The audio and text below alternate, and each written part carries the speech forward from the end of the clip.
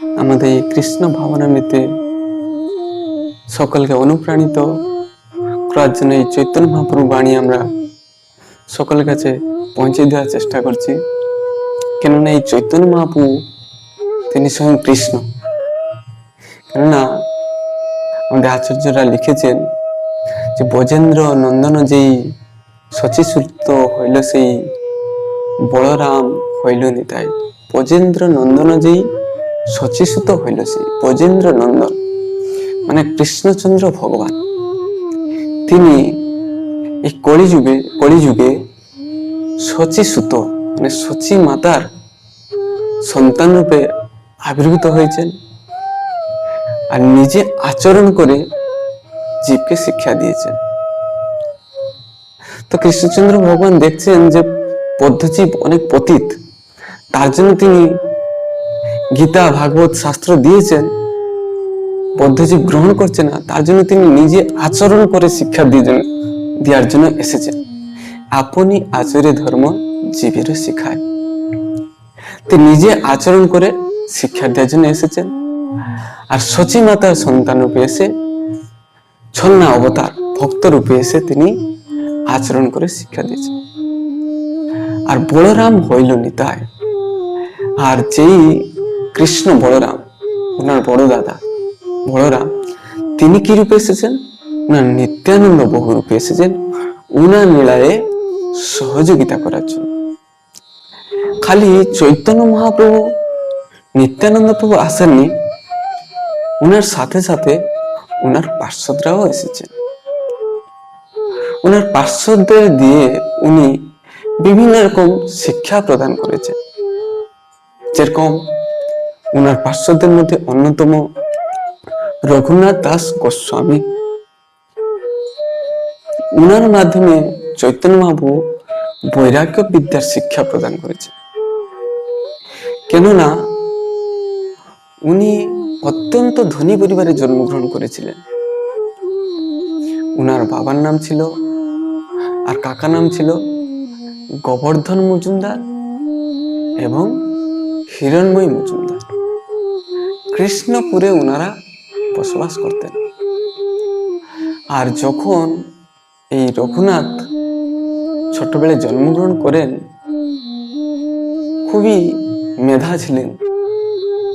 তিনি উনার গুরুদেব বলরাম আচার্য থেকে শিক্ষা নিয়েছিলেন। তিনিও বিদগ্ধ পণ্ডিত ছিলেন। আর সবথেকে বড় কথা কি ছিল যে তিনি চৈতন্য মহাপ্রভুর অনুগামী ছিলেন। চৈতন্য মহাপ্রভুর শিক্ষা তিনি দিতেন আর নিজ জীবনে আচরণ করতেন, তার সাথে অবশ্যই শিক্ষা দিতেন। আরো সব থেকে বড় কথা কি, এই রঘুনাথ দাস গোস্বামী তিনি হরিদাস ঠাকুরের কৃপা প্রাপ্ত হয়েছিলেন। হরিদাস ঠাকুর তিনি রঘুনাথ দাস গোস্বামীর সাথে মিট হয়েছিল, যোগাযোগ হয়েছিল, আর তিনি ওনাকে আশীর্বাদ করেছিলেন, কৃপা করেছিলেন। এমনিতে ওনার হৃদয়ের মধ্যে ভক্তি রূপ সঞ্চার ছিল, ভক্তি লতা সঞ্চার ছিল। আর যখন হরিদাস ঠাকুরের কৃপা লাভ করেন তখন সেটি আরো পুনরুজ্জীবিত হয়ে যায়। তিনি যখন 15 বছর বয়সে পদার্পণ করেন, উনি শুনতে পান যে চৈতন্য মহাপ্রভু সন্ন্যাস নিয়ে বৃন্দাবনের দিকে যাচ্ছিলেন। সেই মুহূর্তে নিত্যানন্দ প্রভু উনাকে শান্তিপুরে নিয়ে এসেছেন। এই কথা শুনে তিনি অত্যন্ত আকুল ব্যাকুল হলেন চৈতন্য মহাপ্রভুর সাথে দর্শন করার জন্য, উনার কৃপা পাওয়ার জন্য। কিন্তু উনার বাবা এটা চাইলেন না যে তোমার ছোট বয়স, তুমি এখনই কেন যাবে চৈতন্য মহাপ্রভু সন্ন্যাসী উনার সাথে দেখা করতে।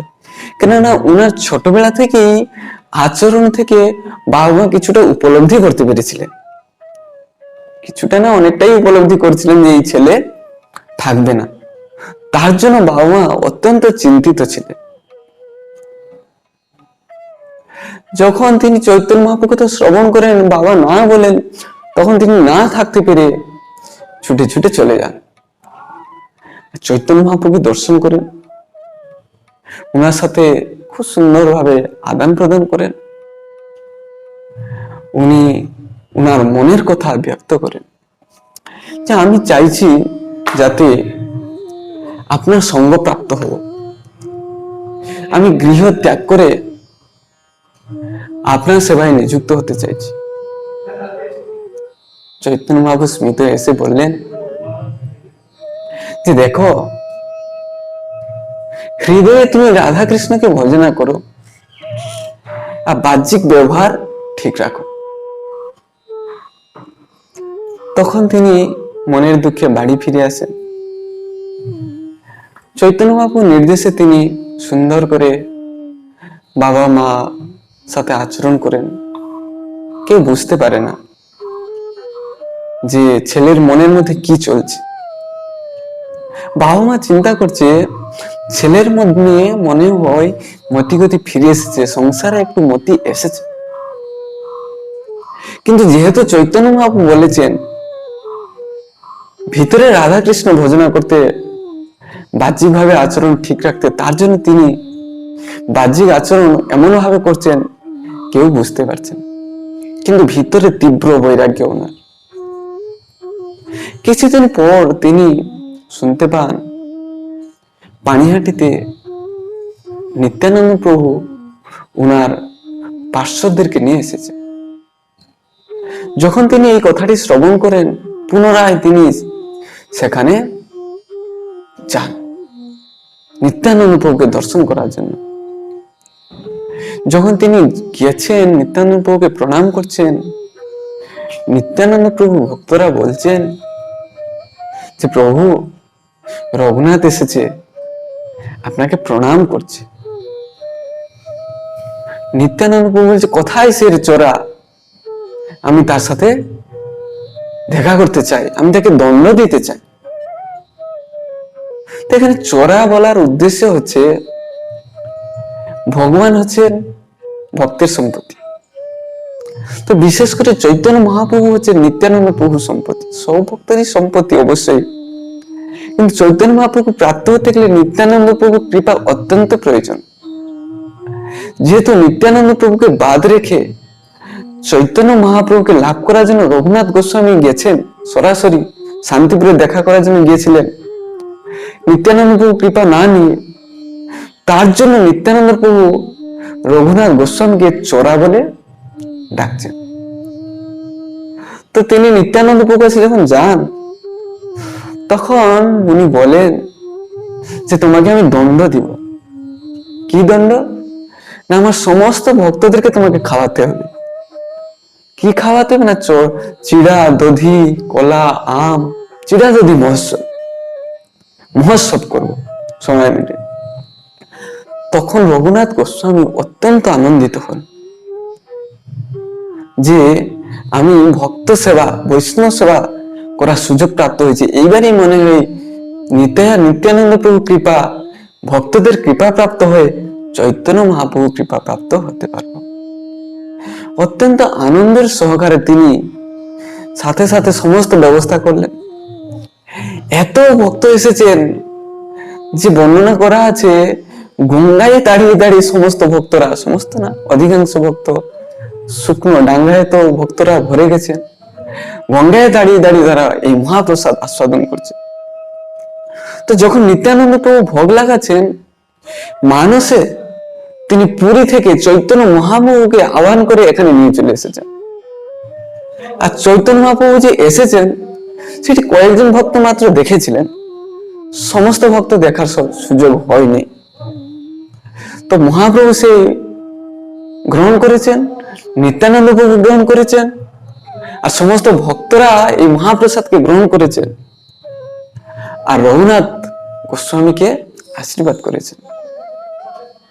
তো এই আশীর্বাদ প্রাপ্ত হয়ে তিনি যখন বাড়ি ফিরে যান, কিছুদিন পর তিনি গৃহ ত্যাগ করে পুরী চলে যান। পুরীতে যখন যান, পুরী বাংলা থেকে কম করে 30 দিন, 31-32 দিন লেগে যায় পায়ে হেঁটে। কিন্তু রঘুনাথ দাস গোস্বামী তিনি 12 দিনেই পুরীতে পৌঁছে গেছিলেন। চৈতন্য মহাপ্রভুকে দর্শনে এতটাই অভিলাষী। অ্যাকচুয়ালি এই রঘুনাথ গোস্বামী পদ তিনি পরে হয়েছেন, আগে রঘুনাথ ছিলেন। তারপরে যখন মহাপ্রভু কৃপা প্রাপ্ত হয়েছেন পুরীতে গিয়ে, তারপরে তিনি রঘুনাথ দাস গোস্বামী হয়েছেন। আগে রঘুনাথ বা বাড়িতে যে নাম দিয়েছিলেন সেই নামেই সবাই জানতেন। তো পুরীতে যখন অবস্থান করেন, স্বরূপ দামোদর তত্ত্বাবধানে ছিলেন। পুরীতে চৈতন্য মহাপ্রভু যখন তিনি প্রণাম করেন, চৈতন্য মহাপ্রভু অত্যন্ত প্রসন্ন হন আর রঘুনাথকে দায়িত্ব দেন স্বরূপ দামোদরকে, বলেন আজকে থেকে তোমার দায়িত্ব থাকলো রঘুনাথ। রঘুনাথ দাস গোস্বামী তিনি চৈতন্য মহাপ্রভুর সঙ্গে থেকে সেখানে প্রসাদ সেবন করতেন। কিছুদিন পরে ওনার মনে আসলো সন্ন্যাসী মানুষ, আমি ওনার কাছে খাওয়াটা ঠিক নয়। তখন তিনি সিংহদ্বারে এই ভিক্ষা আবৃত্তি করে জীবন নির্বাহ করেন। চৈতন্য মহাপ্রভু কিন্তু স্বরূপ দামোদর থেকে খোঁজ নিতেন যে রঘুনাথ এখন কি করছে। স্বরূপ দামোদর বলতেন তিনি সিংহদ্বারে ভিক্ষাবৃত্তি করছেন। ঠিক আছে, খুশি হয়েছে চৈতন্য মহাপ্রভু যে কৃষ্ণের মতি হয়েছে। কিছুদিন পর উনার মনে, রঘুনাথ দাস গোস্বামীর মনে আসে সিংহদ্বারে এই ভিক্ষাবৃত্তিটা একটা বেশ্যাবৃত্তির মতো। তাই মনে হয় এখানে এই ভিক্ষাবৃত্তিটা ঠিক নয়। কে কখন আসবে, দিবে না আশা করি আছি, আর ভজনে বাধা হচ্ছে, এই প্রীতিটাকে ত্যাগ করুন। ক্রমে ক্রমে চৈতন্য মহাপ্রভু খোঁজ নিতেন কি হচ্ছে এখনই। ক্রমে ক্রমে তিনি এমন একটা পর্যায়ে পৌঁছান, জগন্নাথের যে রান্না হয়, যে প্রসাদ, মহাপ্রসাদ এক্সট্রা হয়ে যায়, ফেলে দেওয়া হয়, ড্রেনে গড়ে চলে যায়, পচে যায়, আর ভিতরে অংশটি একটু শক্ত থাকে, যেগুলো পশু পাখিও খায় না। পশু পাখি খেলেও তার একটা নির্দিষ্ট পরিস্থিতি থাকে সেই প্রসাদের, তাকে পশু পাখি খায়। নিহাত খারাপ হয়ে গেলে কিছু কিছু জিনিস পশু পাখিও খায় না। তো তিনি কি করেছেন, সেই ড্রেন থেকে সেই প্রসাদকে নিয়ে ধুয়ে গ্রহণ করতেন। কেন, মহাপ্রসাদ এতই পবিত্র, এতই মহামন্বিত, এতই শক্তিশালী যে কখনো অপবিত্র হয় না। চৈতন্য চরিতামৃতে কৃষ্ণ দাস কবিরাজ গোস্বামী বলছেন যে কুকুরের মুখ হইতে পড়ে যদি তবু পাইলে মাত্র খাইবে, ইহা দোষ নাই কবু। যদি কুকুরের মুখ থেকে এই মহাপ্রসাদ পড়ে যায়, তাও যদি আমরা গ্রহণ করি, তাতেও কখনো দোষ নেই। অনেক দৃষ্টান্ত আর আছে। একবার ভক্তি সিদ্ধান্ত সরস্বতী ঠাকুর বৃন্দাবনে গিরি গোবর্ধনকে অন্নকূট মহোৎসব করেছেন, ভোগ লাগিয়েছেন, হরিকথা আলোচনা হচ্ছে। মহোৎসব, অন্নকূটের রাইস ডাল সবজি পুরো পাহাড়ের মতন সাজিয়ে দেওয়া হয়েছে। সেই মুহূর্তে একটি কুকুর এসেছে, কুকুর এসে মুখ দিয়ে দিয়েছে, আর ভক্তরা দেখতে পেয়েছেন। যখন ভক্তরা দেখতে পান চিন্তাগ্রস্ত অবস্থায় আছে, এত রাইস ডাল সবজি কি হবে, মহাপ্রসাদকে কুকুর মুখ দিয়ে দিল। ভক্তি সিদ্ধান্ত সরস্বতী ঠাকুর হরিকথা বলছিলেন, শেষ হয়ে গেছে, দেখছেন এখনো অব্দি প্রসাদের কোনো ব্যবস্থা দেখছি না। কি ব্যাপার? শিষ্যদেরকে ডেকে বলছেন, তোমরা প্রসাদ কখন করবে? না গুরুদেব, একটু সমস্যা হয়ে গেছে। কি সমস্যা হয়েছে? না কুকুর এসে মুখ দিয়ে দিয়েছেন এই মহাপ্রসাদে। তখন কোথায় মুখ দিয়েছে? তখন তিনি গেছেন, শিষ্যরা বলছে গুরুদেব এই দেখেন এই জায়গাটা কুকুর মুখ দিয়েছে। তখন ভক্তি সিদ্ধান্ত সরস্বতী ঠাকুর অনুমোদন করে সেই জায়গাটা নিয়েছেন। ভক্তরা চিন্তা করেছে মনে ওইটা ফেলে দিয়ে প্রসাদ শুরু করতে বলবেন, কিন্তু তিনি তা করেননি। তিনি কি করেছেন, সেই মহাপ্রসাদের নিজেই গ্রহণ করে নিয়েছেন। তখন ভক্তরা আর কোনো দুশ্চিন্তা নেই, সাথে সাথেই প্রসাদের সমস্ত ব্যবস্থা হয়েছে আর প্রসাদ শুরু হয়ে গেছে। তাই আমাদের আচার্যরা শিক্ষা দিচ্ছেন যে প্রসাদে কখন দোষ থাকে না। তো রঘুনাথ গোস্বামী তিনিও আচরণ করে শিক্ষা দিচ্ছেন যে ড্রেন থেকে সেই প্রসাদ কেউ খেতে পারছে না, এত ধনাঢ্য পরিবার থেকে তিনি এসেছেন, তা সত্ত্বেও সেই মহাপ্রসাদকে তিনি দিব্য আনন্দ ভরে খাচ্ছেন। চৈতন্য মহাপ্রভু যখন স্বরূপ দামোদর থেকে শ্রবণ করেন যে তিনি ড্রেন থেকে মহাপ্রসাদ তুলে খাচ্ছেন, যেটা পশু পাখিও খাচ্ছে না, পশু পাখিদের ফেলে দেওয়া খাবার তিনি খাচ্ছেন, কিন্তু মহাপ্রসাদ তো পবিত্র মহিমা মণ্ডিত। চৈতন্য মহাপ্রভু অত্যন্ত প্রসন্ন হয়েছে। তখন তিনি ওনার কুটিরে গেছেন, দেখছেন রঘুনাথ দাস গোস্বামী তিনি খুব সুন্দরভাবে হরিভোজন করছেন, সামনে মহাপ্রসাদ রাখা আছে, সেই মহাপ্রসাদ ড্রেনে তোলা মহাপ্রসাদ, আর চৈতন্য মহাপ্রভু তার পিছন থেকে হাত বাড়িয়ে তুলে নিয়েছে, আর রঘুনাথ দাস গোস্বামী তার হাত ধরে নিয়েছে। বলছেন কি প্রভু এটা আপনার খাবার নয়? চৈতন্য মহাপ্রভু বলছেন আরে তুমি এত সুন্দর সুন্দর খাবার খাচ্ছ অথচ তুমি আমাকে দিচ্ছ না। চৈতন্য অত্যন্ত প্রসন্ন হয়ে ওনাকে আশীর্বাদ করেছেন। এইভাবে চৈতন্য মহাপ্রভুর সাথে তিনি খুব নিবিড় ভাবে দীর্ঘ প্রায় 18 বছর কাছাকাছি তিনি অতিবাহিত করেছেন। তারপরে চৈতন্য মহাপ্রভু ওনার নীড়া সম্বরণ করেন। এই নীড়া সম্বরণে রঘুনাথ দাস গোস্বামী অত্যন্ত অনুতপ্ত হয়েছেন, অত্যন্ত বিরহ অনুভব করেছেন। এতটাই বিরহ অনুভব করছেন ওনার পক্ষে সহ্য করা যাচ্ছিল না।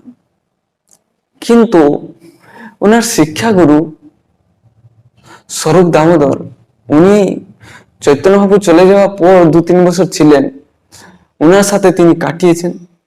তারপরে তিনি সেখান থেকে বৃন্দাবনে চলে গেছেন। তো বৃন্দাবনে যখন তিনি যান তখন অলরেডি রূপ সনাতন অন্যান্য গোস্বামীরা এসে গেছিলেন, আর সেখানে তিনি ওনার তীব্র বৈরাগ্যের প্রমাণ দিয়েছেন যে বৃন্দাবনে যখন যান তিনি এক দোনা মাঠা খেয়েছেন, মাঠা খেয়ে দিন অতিবাহিত করতেন আর হরিভজনে লীন থাকতেন। বিশেষ করে কোনো কুটি টুটি না বানিয়ে তিনি রাধা কুণ্ডে অধিকাংশ সময় অতিবাহিত করতেন আর অন্যান্য কুণ্ডে ঘোরাঘুরি করতেন। বিশেষ করে বৃন্দাবন তখন বনে ভরা ছিল, হিংস্র পশু পাখিরাও সেখানে ঘোরাফেরা করত।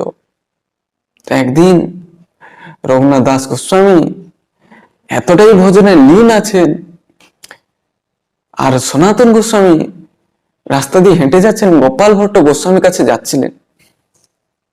তো তিনি দেখছেন রঘুনাথ দাস গোস্বামী তিনি তো হরিভজন করছেন আর পাশে বাঘ এসে জল খাচ্ছে।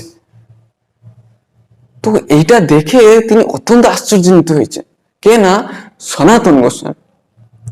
চিন্তা হচ্ছে আরে যদি বাঘ এসে খেয়ে ফেলে কি হবে, কিন্তু আরেকটু দৃষ্টিগোচর করে দেখছেন পাশের ঘাটে কৃষ্ণ ভগবান রঘুনাথ দাস গোস্বামী নিরীক্ষণ করছেন যাতে আমার ভক্তের কোনো অসুবিধা না হয়। এটা দেখে সনাতন গোস্বামী আরো আশ্চর্যান্বিত হয়েছে। তো বাঘ তো চলে গেল।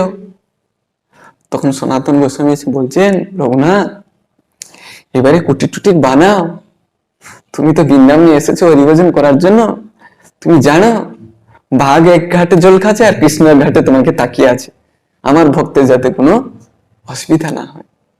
কেন ভগবান বলছেন নমে ভক্তা প্রণস্তে, আমার ভক্তার কোনো বিনাশ হয় না, আমার ভক্তকে আমি সদা সর্বদা সুরক্ষিত প্রদান করি। অনন্য চিন্তন এবং যোজনা প্রযুপাসে তেসং নিত্য অভিযুক্ত না যোগক্ষম ভাব। আমার ভক্ত অনন্যভাবে যদি আমি চিন্তা করি, তার সমস্ত ব্যবস্থা করে দিই। এখানে আমরা দেখতে পাই স্বয়ং কৃষ্ণচন্দ্র ভগবান, যিনি অনন্ত কোটি বিশ্ব ব্রহ্মাণ্ডের মালিক, পরম পুরুষোত্তম ভগবান, তিনি তার ভক্তকে নিজে এসে সুরক্ষা প্রদান করছেন। খালি তা না, আর কিছুদিন পরে কি হয়েছে, তীব্র গরম, বৃন্দাবনে প্রচুর গরম পড়ে, সেখানে অসহনীয় হয়ে যায়। সেই গরমের মধ্যে রঘুনাথ দাস গোস্বামী ভজনে নীল আছেন, আর রাধারানী কি করেছেন দেখছেন, আরে আমার ভক্ত কত কষ্ট করছে, তাই তিনি কি করেছেন, নিজ আঁচল দিয়ে ঢাকা দিয়েছেন, রোদ থেকে আটকাছেন। তিনি ভজনে লীন আছেন, তিনি বুঝতে পারছেন না যে রাধারানী তার পিছনে দাঁড়িয়ে আছেন।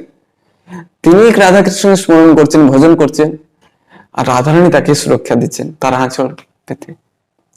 আর এই কথা যখন সনাতন গোস্বামী দেখেন, পুনরায় সনাতন গোস্বামী দেখেছেন, তখন তাকে প্রেমপূর্ণ বকা দেন রঘুনাথকে, আরে তুমি বৃন্দাবনে এসেছো রাধাকৃষ্ণ সেবা করতে না রাধাকৃষ্ণ সেবা নিতে?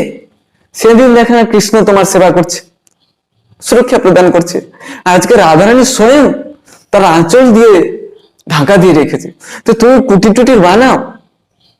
তখন ওনার আর কিছু করার ছিল না, তিনি কি করেছেন, ছোট্ট একটি কুটির বানান রাধাকুণ্ডে, সে কুটির এখনো অব্দি আছে, আর তীব্র হরিভজন করেন। চৈতন্য মহাপ্রভু ওনাকে শিলা দিয়েছিলেন, গোবর্ধন শিলা, তো তার পুজো করেন আর পরিক্রমা করেন। এইভাবে তিনি ওনার আদর্শ বৈরাগ্যরূপ আচরণের মাধ্যমে আমাদেরকে শিক্ষা দিয়ে গেছেন, যে বিষয়ের মধ্যে থেকেও আমরা যাতে বৈরাগ্যের রূপ আচরণ করি। আর এই কলিযুগে চৈতন্য মহাপ্রভু কৃপা লাভ করতে গেলে তার ভক্ত কৃপা অত্যন্ত প্রয়োজন, বিশেষ করে নিত্যানন্দ প্রভু কৃপা। তার মানে ভক্ত সেবা করা অত্যন্ত গুরুত্বপূর্ণ। যদি আমরা ভক্ত সেবা করি, তাহলে আমরা খুব দ্রুত এই চৈতন্য মহাপ্রভু যে কৃষ্ণ প্রেম, কৃষ্ণ ভক্তি রূপ সম্পদ দিতে এসেছেন, গোলকের প্রেমধন হরিনাম সংকীর্তন, সেইটি আমরা অচিরেই লাভ করে নিতে পারবো। আর মহাপ্রসাদকে কখনো আমরা কোনো আলাদা দৃষ্টিতে দেখবো না। আমাদের আচার্যদের সিদ্ধান্ত দিয়েছেন এবং চৈতন্য মহাপ্রভু স্বয়ং আচরণ করে শিক্ষা দিয়ে গেছে। আর আমরা আমাদের আধ্যাত্মিক জীবনকে তীব্র বৈরাগ্যের মাধ্যমে, তীব্র হরিভজনের মাধ্যমে আমাদের জীবনকে আগিয়ে নিয়ে যাব, অন্তিমে এই দুর্লভ কৃষ্ণ ভক্তিরূপ সম্পদকে লাভ করতে পারবো। জয় ছিল প্রভুপাদ কি জয়, অনন্ত কোটি বৈষ্ণববৃন্দ কি জয়, নিতাই গৌর প্রেমানন্দে হরি বল, হরে কৃষ্ণ।